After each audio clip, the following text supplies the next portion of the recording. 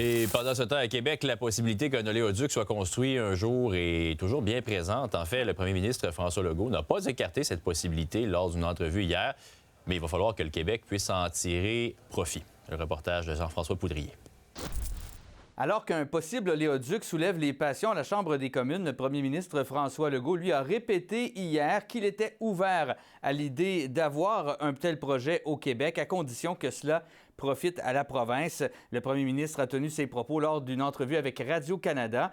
Ce n'est pas la première fois que M. Legault montre de l'ouverture à un tel projet depuis quelques mois. Il répète toutefois qu'il n'y a toujours pas de projet concret pour l'instant, mais ces propos soulèvent quand même des inquiétudes chez Québec solidaire, surtout avec la direction que prend en ce moment le gouvernement Carney. Les déclarations du premier ministre sont totalement irresponsables. Il devrait d'abord se tenir du côté de la Colombie-Britannique pour tenir tête à ce genre de développement qui sont délirants. Je veux dire, il y a des feux de forêt partout.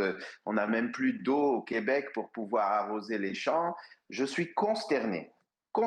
La démission de M. Guilbeault hier, évidemment, en fait foi, c'est-à-dire il n'y a plus rien à faire. Même ceux qui pensaient qu'il y avait une chance de faire quelque chose avec le Parti libéral du Canada, ils n'y arrivent plus. Et puis Legault, plutôt que se ranger du bon côté de l'histoire, il est en train de nous rentrer dans un délire. Par ailleurs, Québec solidaire a fait une sortie hier en compagnie de plusieurs associations étudiantes du Québec pour demander en fait au gouvernement Legault d'aller de l'avant avec l'enquête qu'elle avait promise sur les violences à caractère sexuel dans les cégeps et les universités. Selon la présidente de l'Union étudiante du Québec, une demande d'accès à l'information leur a permis de constater que l'enquête avait été annulée. 1,2 million de dollars avait d'ailleurs été prévu pour la réaliser. Les associations étudiantes demandent maintenant à la ministre de l'Enseignement supérieur, Martine Biron, d'agir. Le gouvernement ne prend pas à cœur ce qui se passe concrètement dans le réseau de l'enseignement supérieur.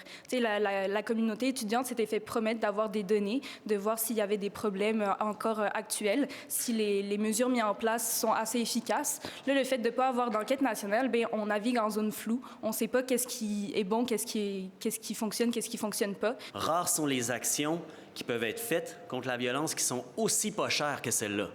1,2 million là, sur un budget de plus de 140 milliards, c'est rien du tout. Alors là, le gouvernement a une occasion de faire un geste extrêmement fort à très peu de frais. À l'Assemblée nationale, Jean-François Poudrier pour Nouveau Info.